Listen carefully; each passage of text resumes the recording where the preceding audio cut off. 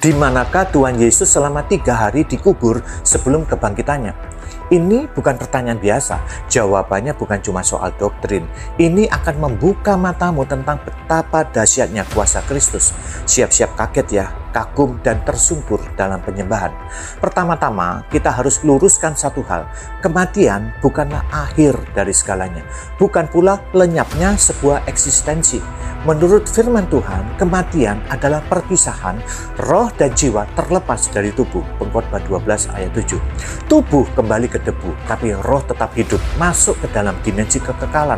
Tidak ada jiwa yang melayang tanpa arah atau hilang di kekosongan. Setiap jiwa pasti menuju salah satu dari dua tempat ini, tempat pengharapan bagi orang yang percaya atau tempat penantian hukuman bagi yang menolak kebenaran. Dan Tuhan Yesus, Sang Anak Domba Allah, benar-benar mengalami kematian. Bukan pingsan, bukan koma, bukan pula disamarkan lalu digantikan oleh orang lain yang bahkan penggantinya sendiri nggak jelas. Yesus memang mati sungguh-sungguh. Tubuhnya dibaringkan di kubur milik Yusuf dari Arimatea. Namun jangan salah, Mesias tidak tinggal diam. Setelah menyerahkan nyawanya kepada Bapa dan berkata sudah selesai, Yesus turun ke dunia orang mati.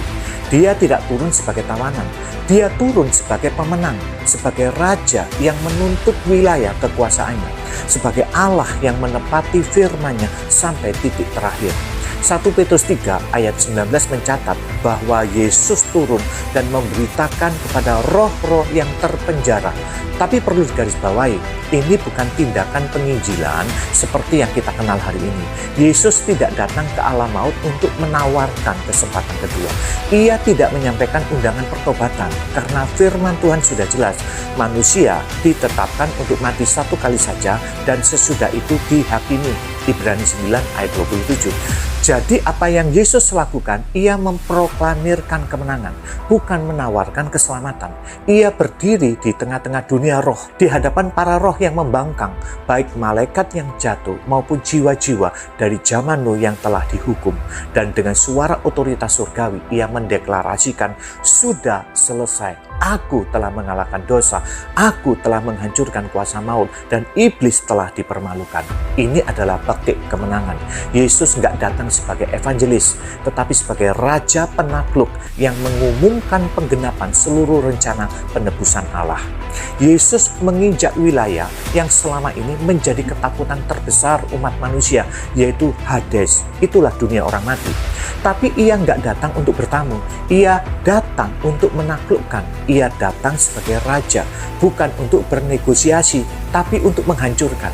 Dengan otoritas surgawi, Yesus merobohkan benteng maut, melucuti kekuasaan neraka, dan merebut kunci maut serta kerajaan maut dari tangan si jahat. Dan di hadapan seluruh alam roh, ia menyatakan dengan kuasa, aku telah mati, tapi sekarang aku hidup sampai selama-lamanya, dan aku memegang kunci maut dan kerajaan maut. Wahyu 1 ayat 18. Yesuslah pemenang sejati. Dan misinya belum selesai. Setelah menginjak dunia orang mati dan menghancurkan kuasa maut, Yesus nggak pulang sendiri. Efesus pasal 4 ayat 8 mengatakan, ia membawa tawanan-tawanan. Siapa tawanan-tawanan itu? Mereka adalah para pahlawan iman. Abraham, Ishak, Yakub, Musa, Daud, dan semua orang benar di perjanjian lama yang mati dalam iman, namun belum bisa masuk ke hadirat Bapa.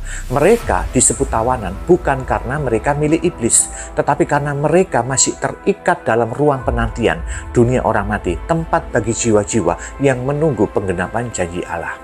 Yesus membongkar penjara penantian itu, bukan untuk bernegosiasi, tapi untuk membebaskan para tawanan. Yesus sang pemenang memimpin arak-arakan kemenangan, mengarak para kudus dari kegelapan ke dalam terang kemuliaan. Yesus tidak sekedar turun, ia turun untuk menjemput mereka. Ia bukan hanya menang, ia membawa umat tebusannya keluar dari penjara maut menuju kemuliaan yang kekal. Seluruh surga berdiri menyambut kedatangan mereka dengan sorak-sorai, karena kedatangan umat tebusannya adalah kemenangan mutlak atas maut dan kerajaan kegelapan. Yesus adalah raja yang menang, dia tidak pernah kalah, tidak pernah terintimidasi. Ia masuk ke wilayah musuh dan merampas segalanya. Lalu apa artinya buat kita semua? Kita tidak menyembah Tuhan yang hanya hebat di surga. Kita menyembah Tuhan yang menguasai seluruh alam semesta, termasuk alam maut. Jika Yesus sanggup menaklukkan maut, maka tidak ada dosa yang terlalu kelam, tidak ada kutuk yang terlalu kuat, tidak ada trauma yang terlalu dalam, dan tidak ada luka batin yang terlalu hancur yang tak bisa Dia pulihkan. Semuanya tunduk di bawah kuasanya.